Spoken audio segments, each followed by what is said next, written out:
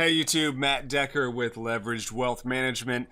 I am doing a video today on something that I find really interesting, and that is comparing an indexed universal life insurance contract to no-load mutual funds, and then comparing the income that the two can generate. Now, before I actually get into all the numbers, I know that there are so many haters out there that are going to assume things that I'm not saying. So let me be really clear.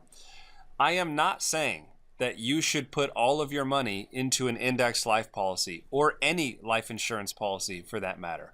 I'm also not saying that indexed universal life insurance is better than mutual funds. They're totally separate things. They do totally separate things. They have different risk profiles and all of that.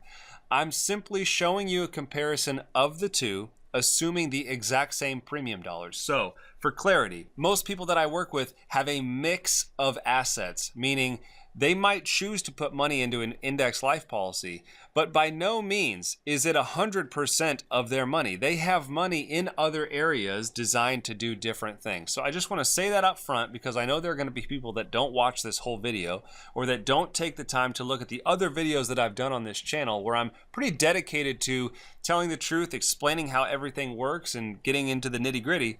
I know that people won't do their homework, so I want to say those things up front. That being said, let's compare these two vehicles, an index universal life insurance policy, which that's going to be the column over here on the right. These are our IUL values. And then compare that to a no-load mutual fund, which is going to be column 2A and 2B. So what we're doing here, and don't worry, I'll get into all the details at the end of this and show you all the numbers. We're comparing $35,000 a year for 24 years, and then we're asking the software to give us a maximum income starting in year 25 for life. So the IUL at 6.64%, mind you, that 6.64% is achieved with no market risk. Everything over here is going to have market risk. Okay? We'll just set that aside for now. So no market risk in the IUL, market risk in the mutual fund. Is that a bad thing? No, but is it a reality? Yes, absolutely it is. We're also assuming an individual in the 37% tax bracket. So $35,000 a year, it's going to generate $204,000 a year out of the life insurance policy. We're going to try and get the exact same $204,000 a year net after tax out of our mutual funds. And those mutual funds are going to be able to kick out that $204,000 a year until age 90. And then you are going to run out of money. Now, the important part of this comparison is actually looking at what I'm comparing, because as you've noticed here, there is no disclosure of what the actual return on this after-tax equity account is. We'll just call this mutual funds. There's no actual return. It says scheduled. What does scheduled mean? Well, it means that I chose the return to be variable every single year. So it's not a levelized 6.64 like this IUL is. It's variable. You also don't see any fees displayed on here. We'll talk about that as well. You know what I just realized in looking at this, and you're noticing it live as I'm noticing it, since I actually didn't put any fees into this contract, you don't see the disclosure down here of what the fees actually are. So I'm actually going to go back in. I'm going to rerun all these numbers for this after-tax equity account, and I'm going to use a fee of something like 0.0001%. That way you can see the actual disclosure of the fees down here. So let me go ahead and do that. I'm going to cut this video up and we'll get to that next illustration so you can see it. Okay, so here's that new projection. You'll notice it's basically exactly the same. It's the same 204. In fact, let me just toggle between the two. Let's go to the first page here so that you can see that we're doing the exact same thing. Look at the interest to full disclosure going on here. This is amazing. All right, so this is the one that we've already mocked up. And you'll notice here that there's no fee disclosure down here in the bottom right. So that's my bad. I put in 0, but it's not telling you that it's 0. So I ran a new one. Here's the new one. It's not mocked up. And look at this. Oh, there's our management fee. So management fee reflected in column 2B, 0.0001%. And you'll notice that the numbers probably change next to nothing. So 90, 35, 264. What is it here? 35, 393. Okay, so 35, 393 versus 35, 264. Essentially, there is no difference between the two. In my opinion, it doesn't really matter which one of these we look at. It's essentially the same thing. So let's go down to, we'll go ahead and use the one that says 0.001 because it really doesn't matter. but I want to make sure that you see it on all the ledgers. So let's go back down to the details, because I want to explain what I mean by this after-tax equity scheduled. Some people are going to see that and say, oh, that's BS. He's lying. You know, he's making it in favor. Anyway, so let's just go through it. Fine. So here's the assumed growth column, column 7, and this is on the after-tax equity account. Okay, so what's actually going on here is I asked the software, I said, give me random numbers between negative 15% and 40% every single year between ages 45 and 64. And you can see that. So let me highlight it for you. So here's our assumed growth, randomized assumed growth between ages 45 and 64. And you'll notice there are some massive returns in here. I mean, let's not kid ourselves. There are some massive returns, and there's only 3 negative years right there, and right there.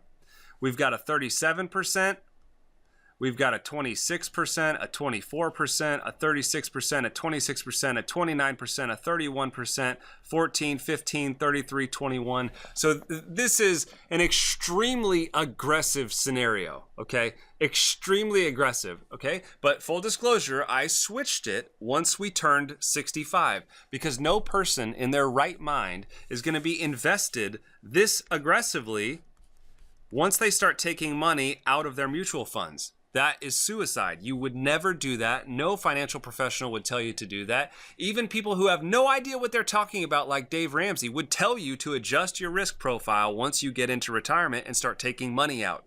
This is not uncommon.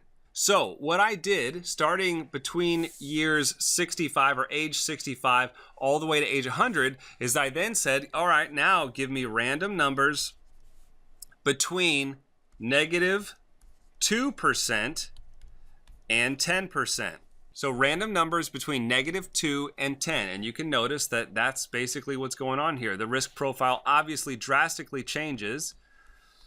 There's really not, there's one negative year in the first 10. And actually there's no more negative years at all really until you run out of money. So this is a pretty safe assumption. I mean, this is totally weighted in favor of the after-tax account without question.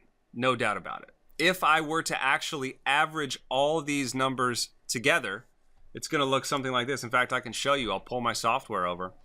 So here's the average growth rate, 8.27% for the life of the policy, even throughout distribution years. 8.27%, and again, 0.0001% management fee.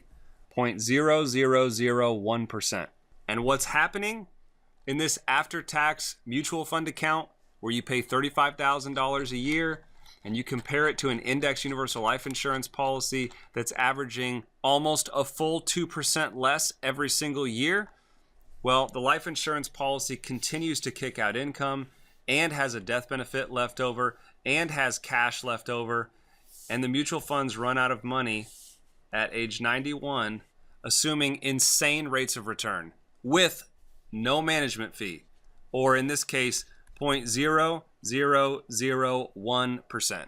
So let me recap. Am I saying that you should put 100% of your money into an index life insurance policy? No, that's not what I'm saying. I would never say that. That's a stupid thing to say. Am I saying that given these numbers here in front of us, the index life policy is able to kick out a higher after-tax income in retirement without market risk? Yes, I am saying that because that's apparent. What can the mutual funds do that the life insurance cannot do? Well, you'll notice here the after-tax equity account has 43 grand after the first year. Why? Because there's no surrender charges. So if you need absolute early liquidity inside these first 7 years, well, then the mutual fund account can do that. The life insurance policy can't really do that because this is not designed for early liquidity. The life insurance policy is designed for maximum tax-free retirement income 20, 30 years down the road. In this case, I think this is an interesting comparison. I think it's absolutely eye-opening, and I think it just goes to prove that if you design these index universal life insurance policies the right way,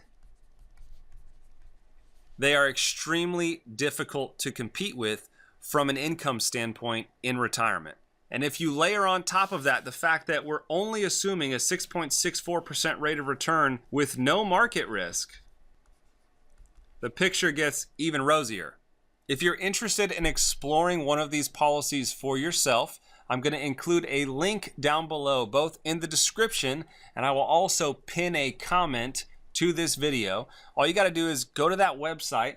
It's got like a 3-question or 4-question survey, just seeing if we're a fit for one another for one of these policies. You can take that survey, take that quiz, and it'll send you directly to me. You can reach out to me that way, and we can talk about your specific situation and whether or not this is something that's right for you. I'd love to see some of the troll comments. I mean, the trolls really do make me happy because the trolls are so easy to swat away because the numbers here really don't lie. I'm using an obscene rate of return on the equity side. I'm using no management fee, and it so clearly cannot generate the same income as the index life policy. I hope that this was helpful. I hope it sheds light on the situation. Again, I'm going to reiterate, an index life insurance policy is not for everybody, and you shouldn't have 100% of your money in one, and if somebody tells you that you should, they're lying to you. But it's certainly a phenomenal vehicle if done the right way and can be an absolute blessing to your overall portfolio. This has been Matt Decker with Leverage Wealth Management. Thanks so much for joining me, and I look forward to talking with you soon.